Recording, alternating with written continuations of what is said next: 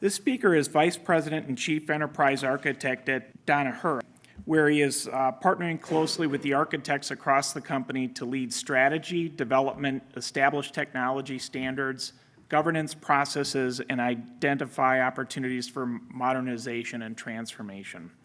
Prior to Danaher, he was VP of Global and Global Head of Architecture at Walgreens Boots Alliance, and he held a similar role at Medtronic. He's also a certified professional co-active coach, chair and co-founder of the Chief Architect Forum, a leadership member of the Women in Architecture Initiative, and he holds various board advisory roles out of Chicago, Illinois. Please welcome to the stage, Grant Ecker. Thank you so much. What an honor to be here. What a great event. I mean, the production, the quality of the conversations, just take this morning, for example, just incredibly moving. It's been a wonderful couple days. I so appreciate everyone who's made this all come together. Let's take a minute and talk about taking a people-first approach to digital transformation. Like, how would you go about this? And I think you'll see as I take this apart, it all kind of comes together. So, first, I want to start with the question I've heard more than anything this entire conference is, what is Danaher? It's one of the largest companies a lot of folks haven't heard of.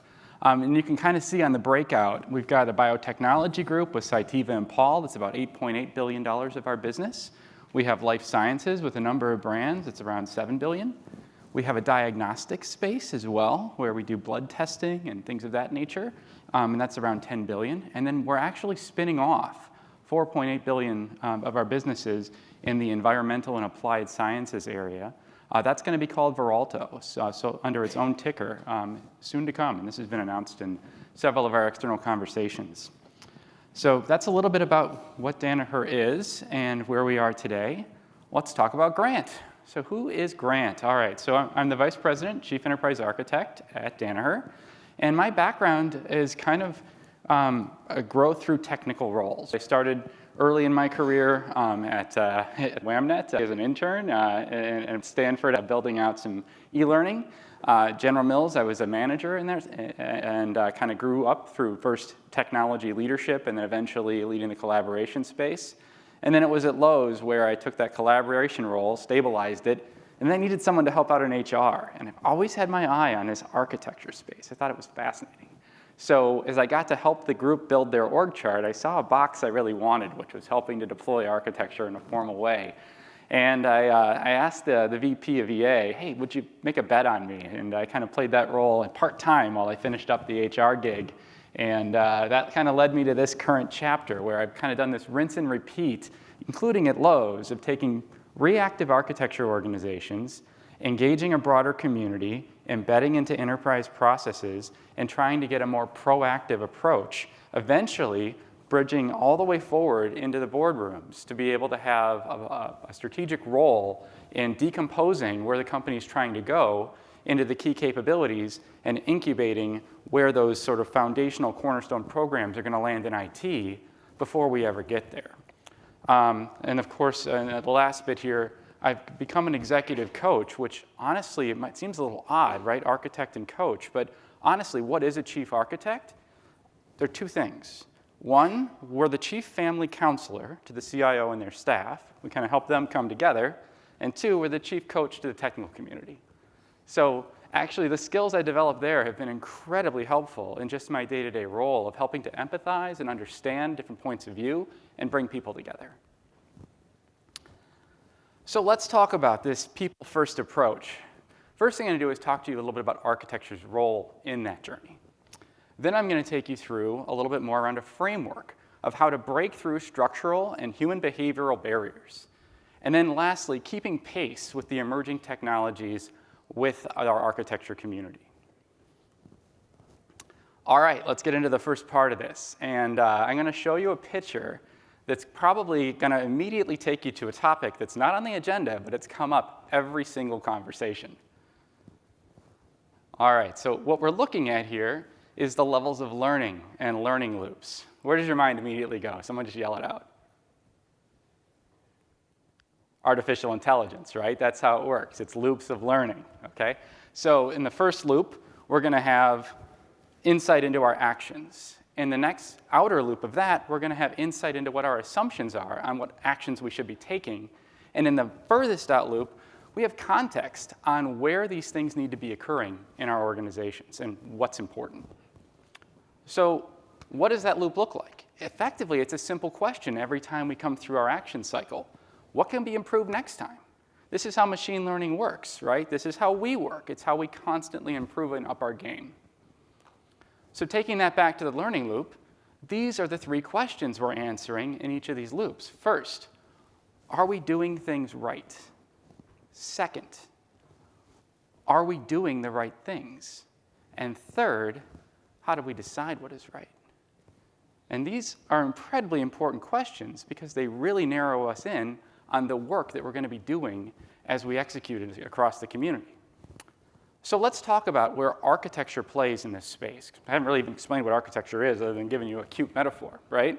So architecture at the highest level is facilitating the enterprise-level activities that are needed to enable our strategies. We translate the intent of the strategy into the guidelines for execution.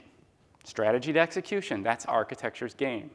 So in that outer loop, right, collecting the vision and creating the process to decide what is right, this is really about the principles, the guardrails, the governance processes, the priority of outcomes, right? Is it enablement? Is it security? And the methodology. And how do we decide when we have a business enablement priority and a CISO that are kind of challenging each other, saying, wait, this isn't secure, but we need it because this is where the market is going. Okay, how do we reverse the tape or accept the risk, right, to come up with that right answer? That's all about how do we decide what is right. Architecture is foundational in that purpose in an organization. Then there's applying IT guardrails in the planning activity. So we now kind of have an understanding of what that strategy is. We apply that lens into strategy planning. We hear things that are related to a strategic imperative or maybe actually in contrast to a strategic imperative and elevate that. In annual planning, we start to find out where the focus is and ensure that's aligning.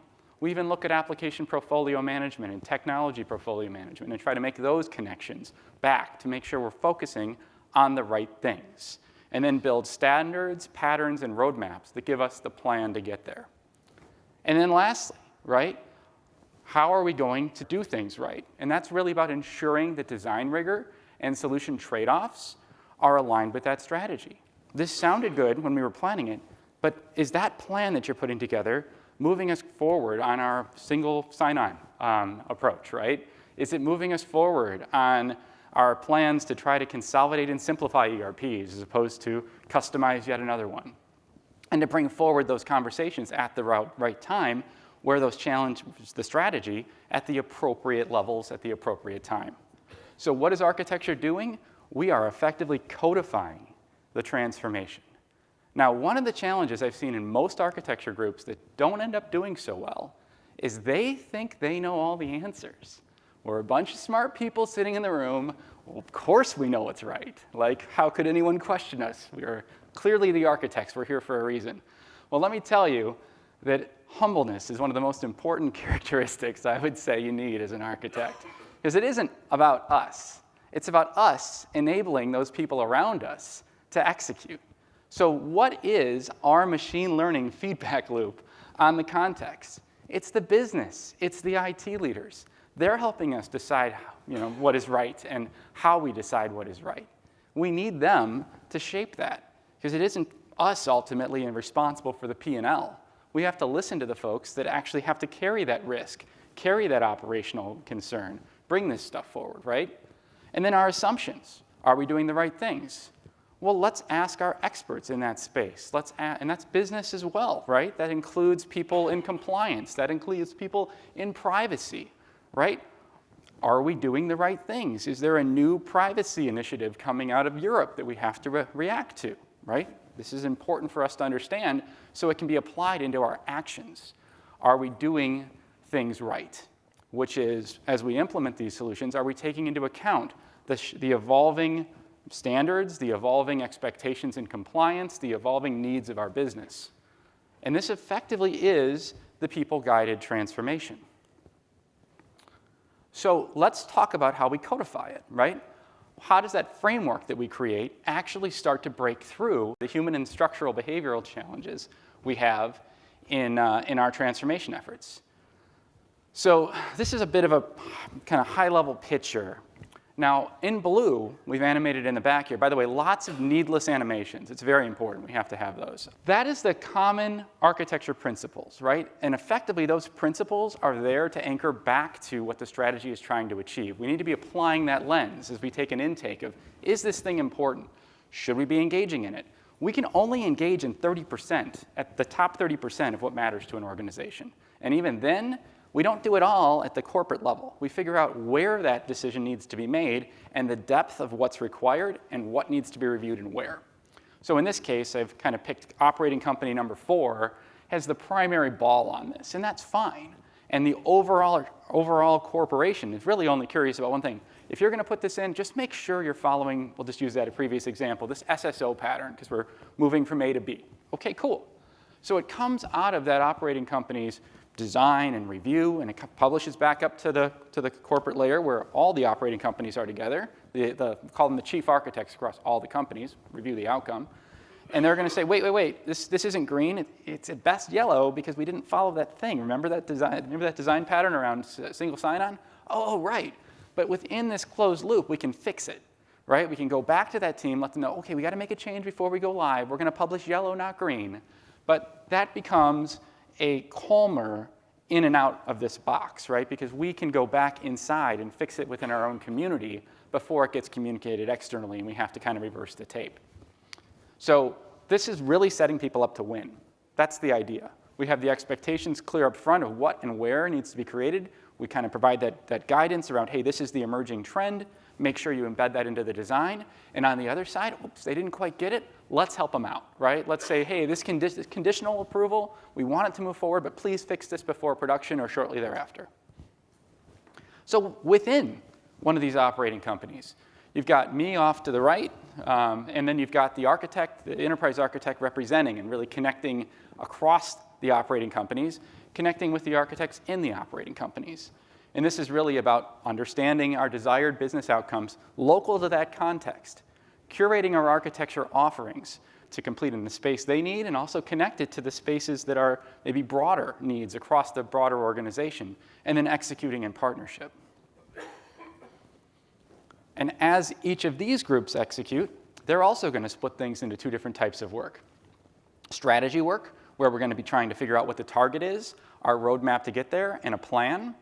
And the design work, to be able to go, okay, this is the right team we need to build to put this into place, which includes engaging the right experts. I'll be talking about that in a few slides. Putting the review in, and then ultimately moving into build. And we do this with an engaged architecture community. This is something that in a company like what I've found, actually pretty consistently across the last 3 organizations I've been a part of, even 4 really, there's probably 200-ish people, right, or so, in each of the companies I've worked for that are part of this community. You talk to people that are practicing architects in the middle, and you bring the interested and aspiring folks off to the right. It could be people that are just kind of stakeholders in this space, like your application owners. It could also be the business analyst that wants to be a business architect, or the technical lead that's ready to become a technical architect. It becomes a bit of a talent pipeline and a place to develop folks, as well as a place to share learnings, communicate wins, and also bring the right challenges to the right people. And as we do that work together, this is where things get kind of exciting. We create what I like to call the architecture talent fountain. We bring in talent from all across the organization. We elevate that community's engagement and their contributions as it resonates to strategy. We're going to bring forward the cloud person at the right time and talk about how they've built a tenant strategy for deploying AI, right? We're going to bring those people into the light so that they get a broader exposure and they also start to get a little bit more visibility beyond their own scope and how it plugs into the broader picture. We export architecture talent into the organization. What a great way to build enterprise thinking in our companies, to have architects that have been in this space that are now applying that knowledge in their own space, building their own roadmaps, and starting to really try to drive change across that organization. And then, of course, growth within the architecture function. You can come in at manager or senior manager levels, and the sky's the limit, right? Vice president or CTO, Even many architects eventually become CIOs, so it's a wonderful path upwards as well. So let's talk about those human barriers that I mentioned a little bit earlier. So we're going to bring insights to the community, engaging our business leaders to contribute in our strategies and to support our imperatives, understanding the strategy and opportunities from IT leaders to activate the technical community and drive outcomes and change, engaging peer functions to find the consistent solutions to mitigate risk. Now, all these things together sound interesting, but at the end, what we're really avoiding is FOMO, and not invented here, and you didn't engage me, right? If we activate the community of folks that really should be touching a solution at the right moment in time, and they feel like they were able to impact our approach, they're going to be a lot more likely to support it. Usually the barriers we experience are from people who weren't engaged, who have a problem because their strategy is not aligned to where the solution is going, or they just don't have time, and this is yet another thing landing on their plate too late in the journey, right? Those are most of the transformation barriers I run into. Very seldom it's just, I don't want to do this, or I don't agree, right? Usually it sounds fine, but this is coming out of sequence in my work and making me uncomfortable. We can help smooth that out by connecting those concepts with them earlier and generating insights. And where maybe things aren't making sense, we can elevate those insights into proposals that we can take to leadership and say, hey, this sounded good as we were putting it on a piece of paper. But when we got the experts engaged early in the project, we're not even through design yet. We're still really in that analyze phase. These are some things we should tweak in the scope. Or this is the trade-off we're going to make when we move forward with this. Is everyone okay with that? And when you get the right people to sign up at the right time, the debate's over. Okay, we're going to take a trade-off. We're going to move forward.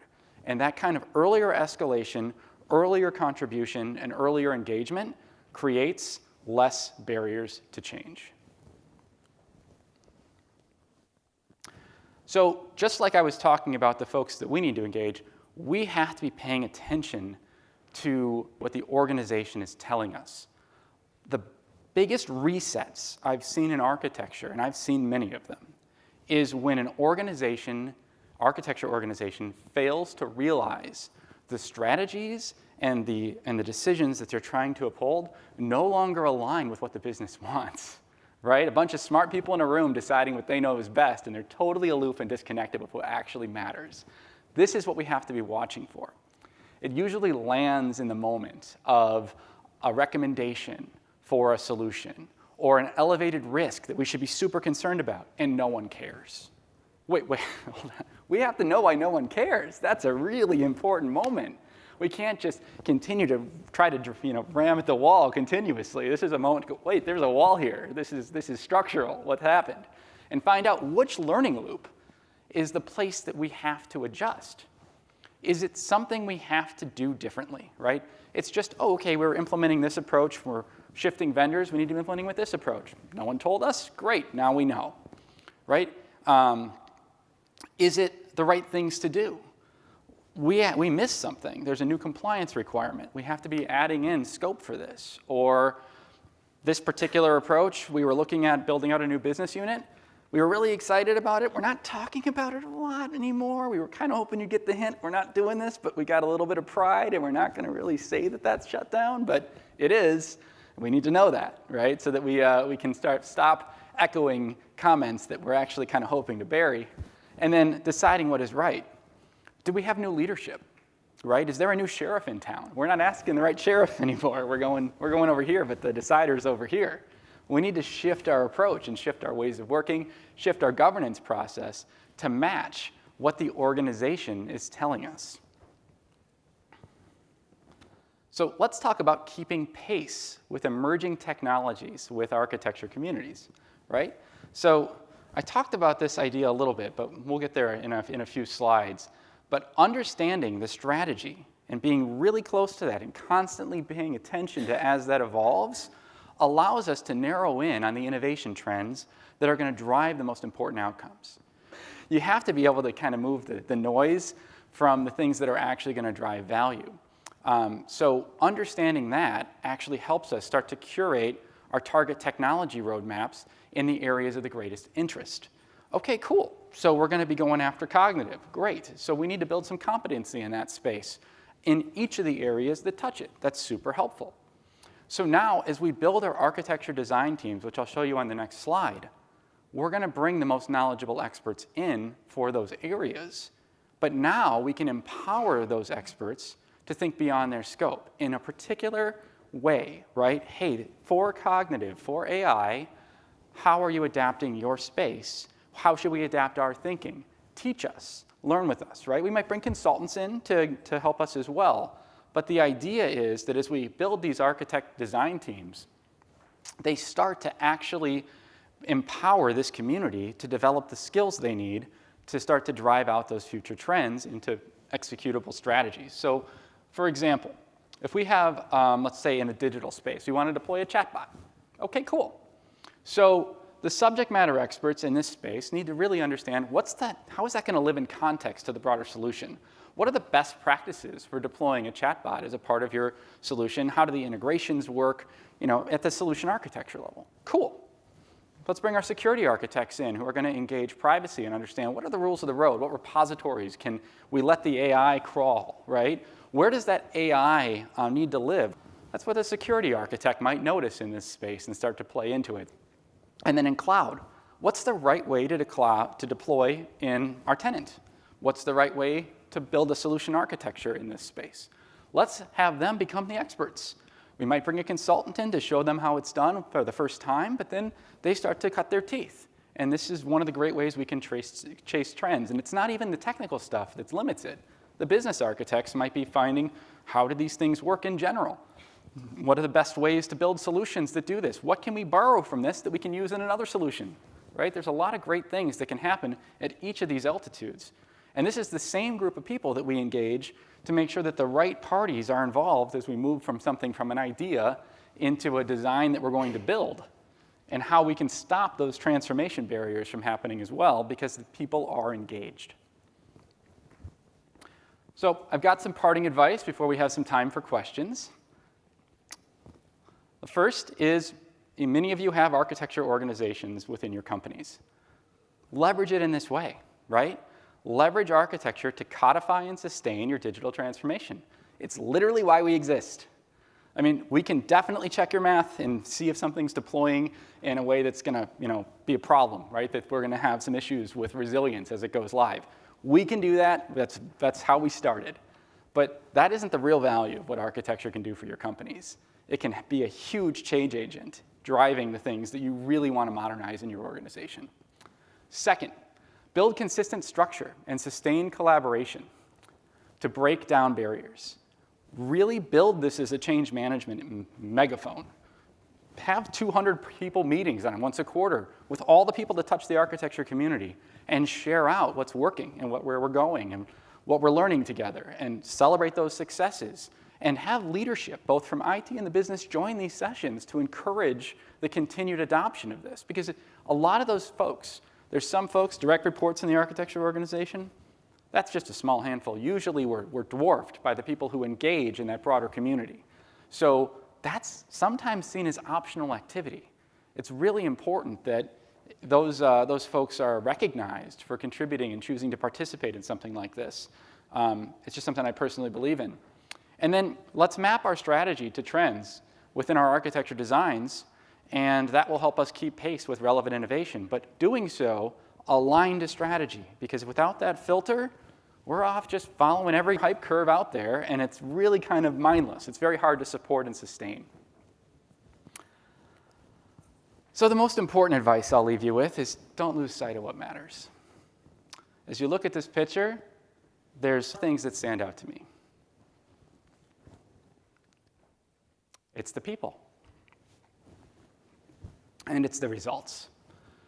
That's our legacy as leaders, right? It's the people we brought along with us, how we made them feel in the journey, and the results that we created together. So this isn't just someone to give you feedback as you loop around, right? It's someone to get to know at all levels of depth. And I encourage the architects, as they all have their circles of people, right? Don't just use that as a transactional lever to get the data you need, right? That's a byproduct. You're going to get to know these folks inside and out and really embrace those relationships. Build trust. Build a partner in your change journey. Because I have to tell you, you're going to disagree from time to time. And there needs to be a bigger arc of your relationship and appreciation with these people. You have to find the things you value, and they will find the things they value in you.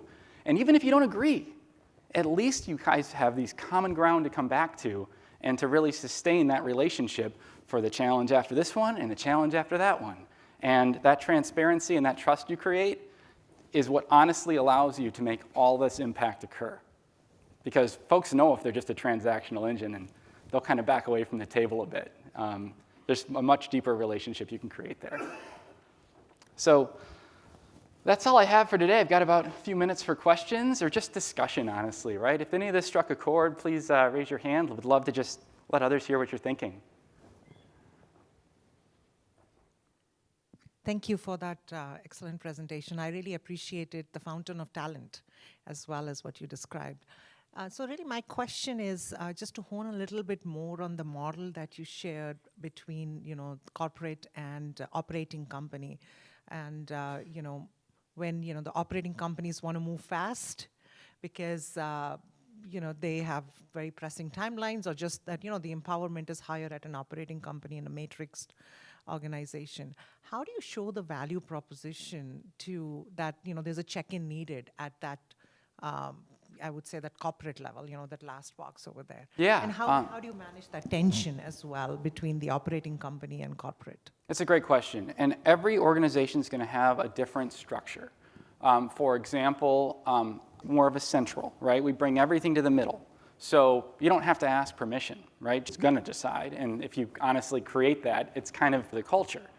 But at the other extreme, right, those companies have no accountability to corporate other than a P&L, right?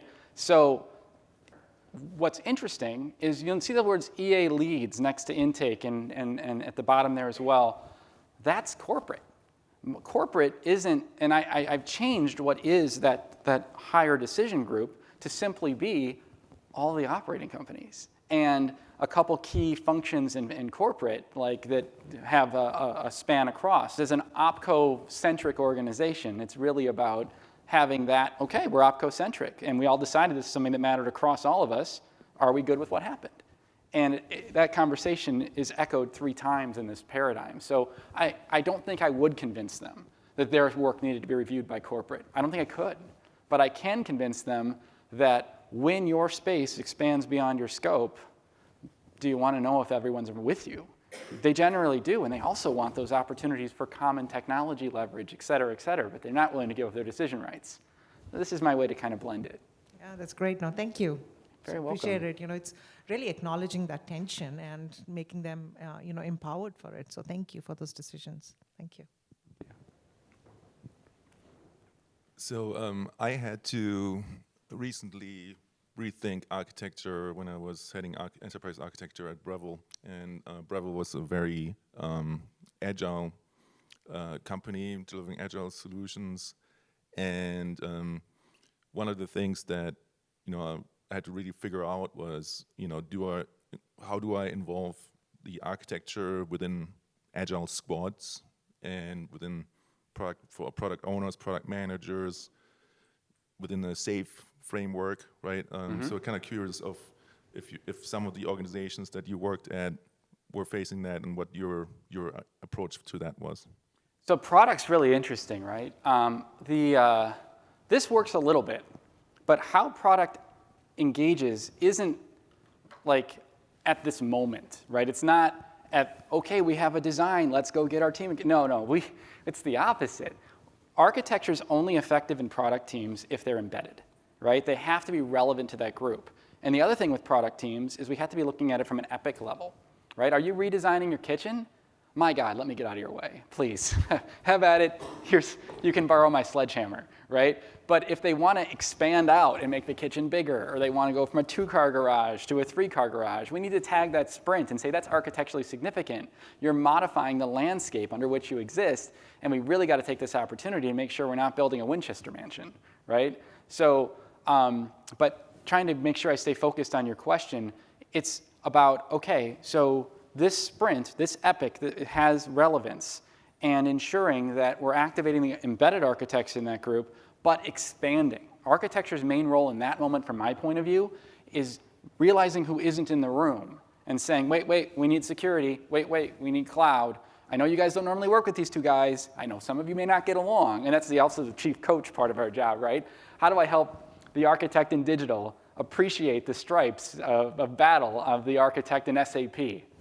Helping them find each other is one of the other key challenges. But that aside, bringing them together at the right moment and saying, okay, your sprint stakeholder group is a little broader on this one, and getting the leadership along with you in that journey earlier when you look at epics, that's where I found success. But I will say some of these cultures are intentionally resistant to this, right? There's a type of leader I like to call the ERNL, which stands for intentionally resistant non-learner. They figure out that if they just get really good at saying they're sorry, that is going to get them their best outcome, because the outcome to them is on time, on budget, and delivered faster than anyone else. So rather than engaging this architecture group who might bring in other people that might slow them down with questions and things, right? They can just go, oh boy, did I mess this up again? Well, I'm super sorry. Can we just make this one go ahead? Or maybe I'll just change this small thing and we'll be good? Okay, cool. And they'll do it again next month, right? So how do you manage that? The outcomes have to be worse for the ERNLs than for the process followers. It's that simple. So you have to take a step back and make sure your process is designed so that ERNLs come in second. I don't want them to lose, but they have to come in second. Procurement, just got to stop them and go, have you had your EA review? Right before they get into their negotiations or even start to get into their solution design, right? Finance should be saying, hey, wait, before I release these dollars, are you guys architecturally significant? Did you go through your initial intake? And they love this. These are great stakeholders to partner with because they often have an aligned incentive. They have more work to do than they can do. So if you take 3 off their punch list because they haven't done their homework, they're like, thank God. And when it gets to me, it'll be more firmed up. So great, thank you. Someone else can do the homework. Oh, I'm not the bad guy. Talk to those architects, but they're really nice. They'll help. So I don't know, kind of a longer answer, Karsten, but had fun with that one. Thanks for the question. I think we have time for one more. So EA architecture role can be a gatekeeper as well as enabler. Yeah. So how do you balance it such a way that your value is visible bottom up? Top down, yeah, that's one other way, but bottom up as well. Oh, yeah, absolutely. What's in it for me, right? So going back to that talent fountain idea, that's one of the main things that's in it for them, is we can help you get that exposure, right, to be brought forward at the right time. We can get you access to a broader set of your peers beyond your own scope. We can help you see how your piece plugs in, right? We can help you increase your influence without authority, your executive leadership engagement, right? On and on. And I think that's what's really, you have to have a what's in it for me, both for the company, like I spent most of the talk on, but also the individuals. What's in it for me is one of the most important messages, right? And actually, it's a really good story around, those soft benefits we all look for, or soft behaviors we all look for in performance reviews, the what and the how. Technologists always struggle with the how, right? And they look back at the end of the year, they go, hey, I got it done. And then the manager points to the path behind them and go, do you see all those dead bodies? That's not good. That's not good. Can we do better on that, please? Well, this kind of community helps them build those behaviors and start to have those stories and examples of leadership through influence, of bringing others along, of becoming a change manager. And many folks are looking for that advancement in their career. So it's usually around, hey, IQ got you here, EQ is going to get you there. So this is a mechanism that can help you build some of that EQ. Really appreciate the opportunity to speak with you folks today, and also to everyone who put this conference together. It's been absolutely fantastic. Thank you.